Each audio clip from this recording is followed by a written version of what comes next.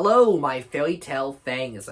Welcome to another exciting video. Today, I've got a heck of a Shrek to unbox. The 2002 Shrek Japanese figure. This is a Shrek action figure that I've wanted for quite a while. It is the Shrek Sofubi figure from a company called, let's see here, the Genesis Company. Now, I did a lot of research into this figure, and I couldn't find anything on the company that made it, so I don't have much background on this figure. But I know this much. It was exclusive to Japan, it was released in 2002, and it's a Sofubi figure. Now, if you don't know what a Sofubi figure is, think of the classic Godzilla toys from the 60s and 70s. These are figures made of vinyl. They usually have articulation, but limited articulation, and they're made by hand through a very special and distinct process that gives it this unique feel and flavor to it. And usually they have very low production runs. They were intended to be toys and, children's toys in like the 60s and 70s, but as the new millennium came forward, the Sofubi toys got very involved and wrapped up in the urban vinyl designer figure craze that happened, where everyone was very into vinyl toys as a form of art. So this figure is not your typical Shrek toy in the sense that it wasn't actually intended for kids. This was one of the first Shrek figures marketed exclusively to the adult collector market, which is very exciting and interesting to me. I've always wanted Shrek to have more adult collector products, especially in the toy world, so I'm very curious to open this up. I will also link a video in the description on how Sofubi toys are made, because I watched this kind of documentary on them, and I just thought it was so fascinating and so interesting how these are made almost entirely by hand. They're not the big automated mega production toys you typically see. These are handcrafted toys, and it was just very fascinating. So I'm very excited and jazzed to open this up. So I'm just going to flip the camera around like we do, and we are going to take a look at the Sofubi Shrek here. You can already see him in the box. There he is. Let's check him out. My first impression is that this is a very big box. Like, it's huge. And it uses the classic Shrek 1 packaging. It's purple, and you've got Shrek. He's like holding the product here. All of the Shrek 1 toys look like this, but you do have the Japanese typeface here for Shrek. I think that is super neat. I love how they still incorporated the Shrek ears on the letter S there. Not quite sure what the letter S is in Japanese, but if any of my viewers know Japanese, maybe you could let me know in the comments what some of this is.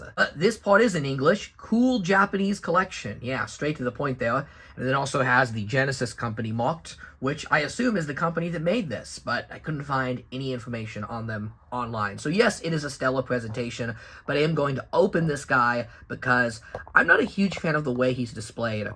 You can see him kind of in the video, but like in person, the tint on the box is even darker than it's showing up in camera. You can barely see this figure. He's like stuffed all the way back there. And if it wasn't for his ginormous belly sticking out, I don't think you'd even tell it's Shrek. Heck, they put the Shrek head here with his hands holding it, and like from most angles that blocks Shrek's head. So they were definitely trying to have a nice displayable figure, but I don't know, it doesn't really work. I think this is going to be better separately as just a cool box and a cool figure to go in that box. But let's check out the sides here. We have a nice shot of Shrek and Donkey riding Dragon from the end of the movie, as well as some more writing here, including, it says O1 with some text, and then it says Genesis Company. We know it was sculpted by Takahiro Murakami. Hopefully I'm saying that right. I did a little bit of research, but I couldn't find who that was. So if anyone out there knows, please do let me know in the comments. On the back, we have what I assume is a summary of the movie on the right, hopefully, but I can't read it again because I don't know Japanese characters. Here is Shrek, Fiona, and Donkey at the windmill, approaching Duloc, a very nice shot there, and then some, what I assume is just safety information, as well as a Dreamworks copyright stamp of 2002. The merchandise for Japan did come out a little later, since Shrek 1 opened towards the end of the year in 2001. much later than the US release, so it makes sense that the toys were also delayed. And our final side here, another nice shot from the movie of Shrek, Fiona, and Donkey, as well as some more text. With a sticker, interestingly enough. You'll see that last line there is a sticker, and I'm kind of curious what's underneath it, but I don't want to peel it because, well, it'll probably just be more reading I can't understand. Maybe they, like, changed their address or phone number at some point, and they're like, shoot, we've already printed the boxes. Let's just slap a sticker on there. Interesting. After 23 years, we are breaking the seal and opening up this figure.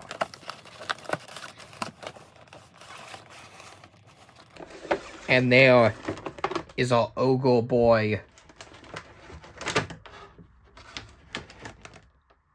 And there he is, a very unique sculpt on Shrek. Let's look at that head first, since that stands out as definitely the most unique feature. I have never seen a Shrek that looks like that before, but it's definitely him, there's no doubt about that. I do like the tone of green they used here. You can see it's got some darker hues mixed in, which gives it some real pigmentation. It looks very real and flesh-like. The top of the head has those little spots that they sometimes miss on figures.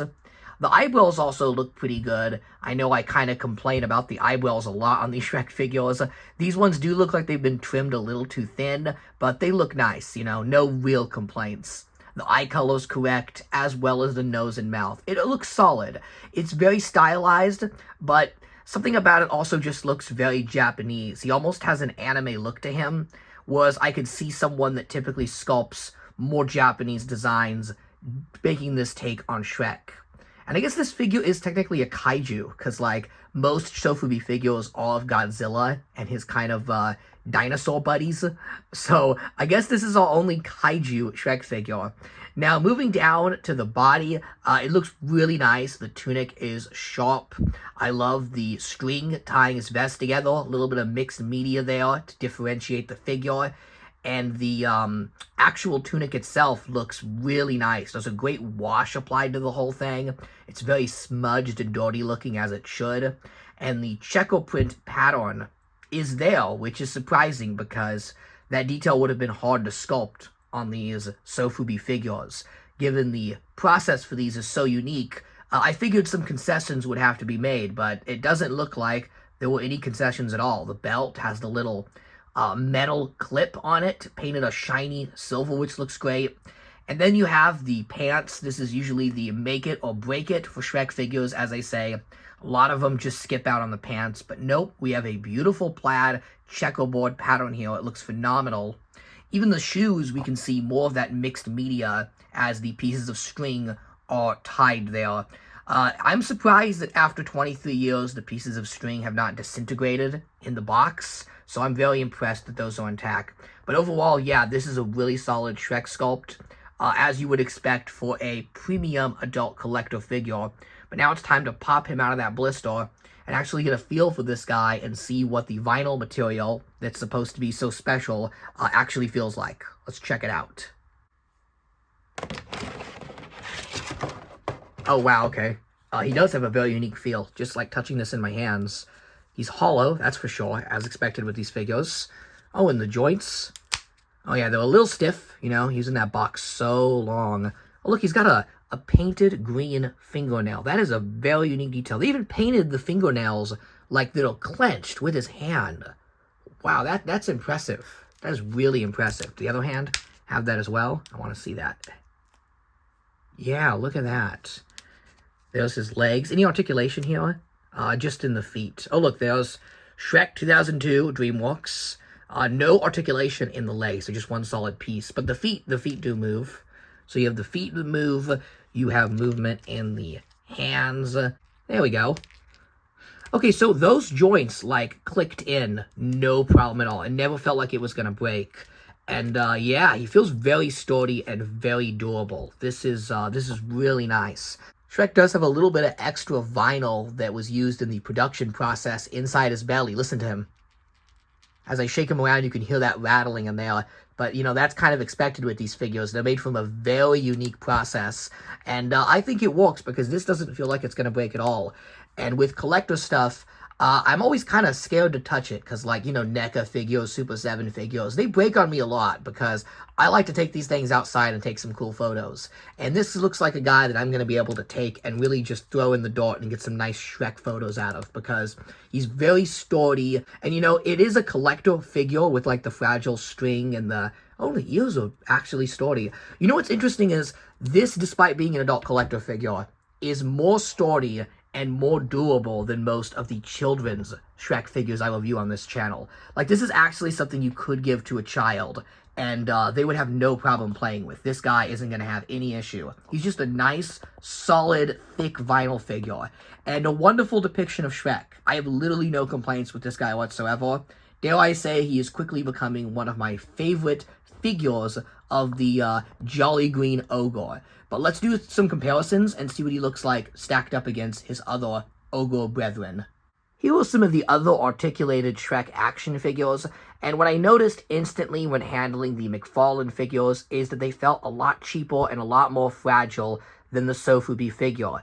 Now, these figures are made out of plastic, so they are expected to be a lot more fragile, but it's worth noting that the McFarlane figures, despite being made by McFarlane Toys, a premium collector company, they were actually sold towards kids, and you see a lot of broken figures of these on online websites. Even the MGA figure, which came at a later point in the Shrek franchise when it was pretty much exclusively being sold to children, feels like a very fragile figure.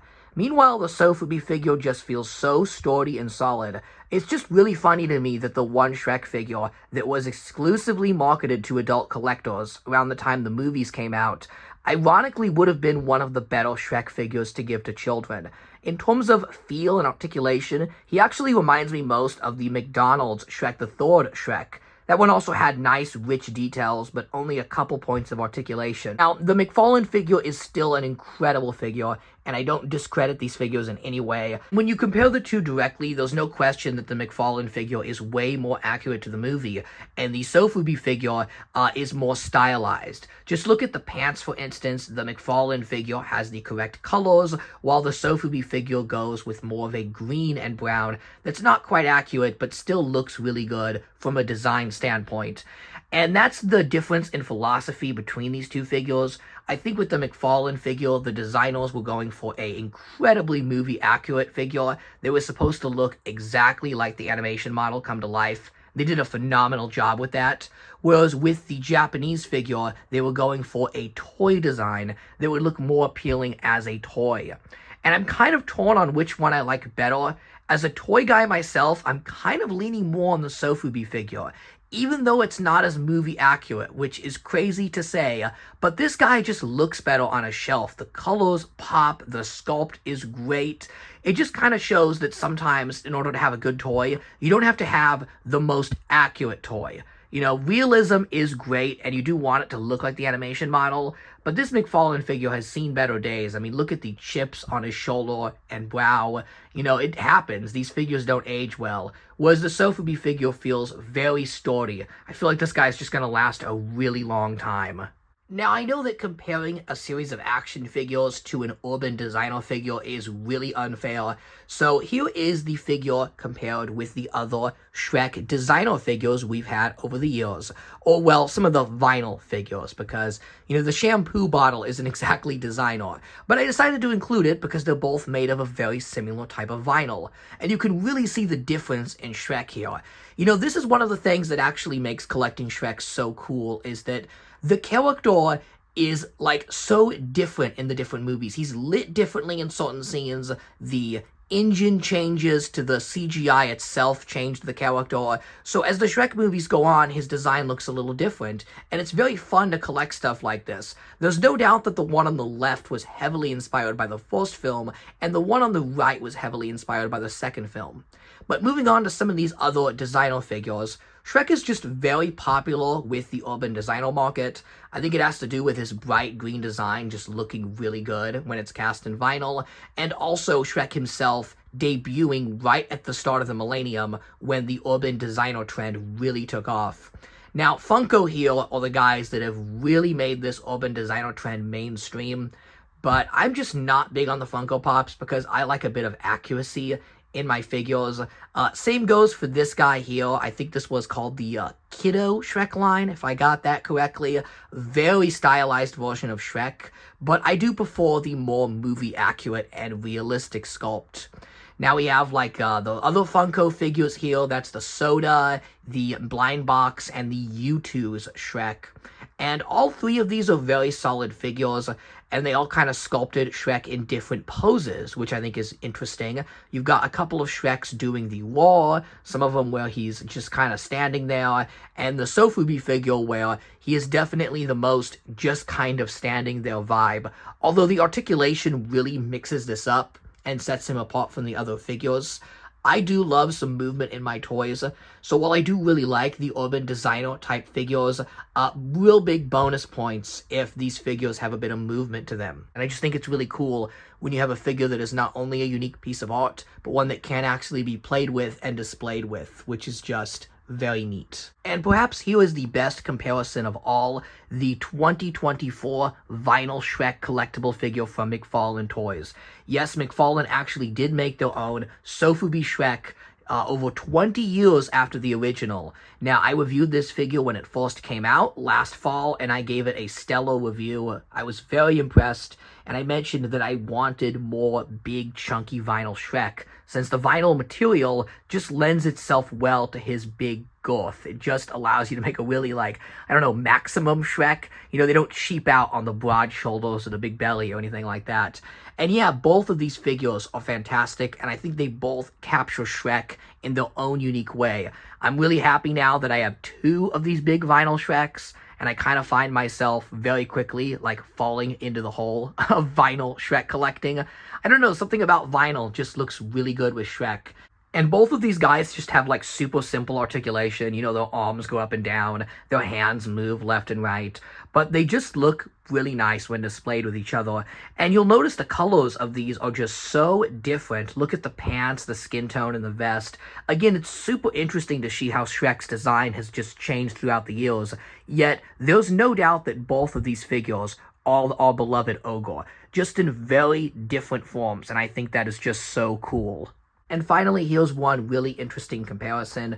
We have the rubber Shrek figure from the Noble collection, of course, our Sofubi vinyl Shrek, and the McFarlane Shrek action figure made of plastic. So 3 Shrek action figures, one made of plastic, one made of vinyl, and one made of rubber, just to show you all the different material that our green big boy has been through throughout the years.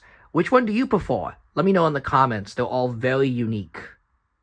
Now, this Shrek is a big chonky boy. He's probably like 8 or 9 inches, but it kind of puts him in a weird spot. He's way too tall to use with the existing Shrek action figure system, which kind of ranges like anywhere between 4 and 7 inches, and he is too short to walk with the MGA Fiona doll. So what exactly are you supposed to do with this guy on your shelf? However, if you just get a little creative, Shrek can look pretty fantastic with a far, far away display. Yes, this Shrek scales perfectly with the legendary blockbuster Fiona doll, a doll that is incredibly rare and incredibly fragile, unlike this big sturdy Shrek boy. So I do plan on displaying these together, but if you do, just keep in mind that Fiona is very fragile. I said in my review of that Fiona that the figure felt like a feather, and like it was gonna break if I just breathed on her. So, still, you know, they look really good together. And then Donkey, my choice here was the Playmates Forever After Donkey figure that I also covered in a video. This Donkey is obscenely rare, unfortunately, like the Fiona, but I did find him after many years of searching, and I'm really happy to display him with the Shrek and Fiona. And finally, I just stuck a Puss in Boots here. This is the little squeezy toy that came with the Last Wish DVD, but I decided to go with it because he's tiny, he scales, and he's made out of a soft material like all of these figures here to kind of create a vinyl-looking Shrek display. Definitely different. Now, my personal opinion, I actually prefer vinyl over plastic because, like I said, I think it's more durable. And as someone that lives in a place with a lot of earthquakes, you know, it's just that extra level of security knowing that your collector figure isn't some $1,000 statue that's going to shatter and be unfixable. Like, this guy is thick, he's sturdy. You know, I think, again, he could survive an explosion and he would be fine. Fiona, I can't say on the other hand. It's a shame we never got a Sofubi figure of Fiona. I would have loved to have seen a whole Shrek world in this style. Now, there is an official Sofubi donkey. You know, he's not this guy here. Like I said, this is the Playmates guy. But at the time of recording this video, the Sofubi donkey figure is very rare and expensive.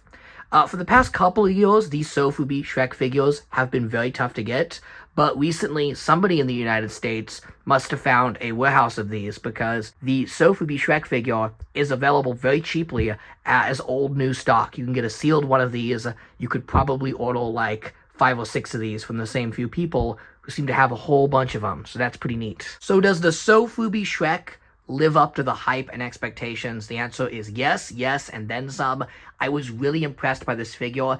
I was absolutely expecting him, after all these years, to have some paint flaking or some joints that felt like they were going to snap right off. But no, everything about him is solid. And I'm not just talking about the solidness of the material, but the detail, the sculpt. It's just a fine, fine Shrek.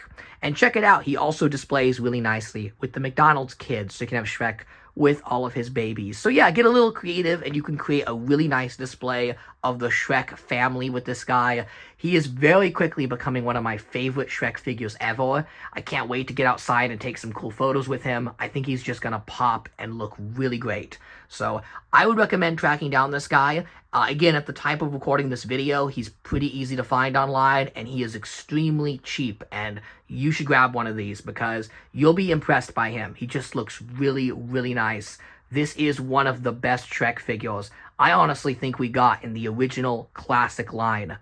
And yeah, that's all I got for today. So thanks for watching and joining me for a very unique but awesome Shrek figure. Let me know in the comments if you have this figure or you have any interest in this figure. And do you collect Sofubi figures? Because I was looking these up, kind of falling into the rabbit hole, and there's a lot of really cool pop culture characters in this format. So thanks for watching, and as always, have a happily ever after. Oh my god, that vinyl smell is so strong, but it smells so good in the worst way. Sniff the Shrek. Sniff the Shrek.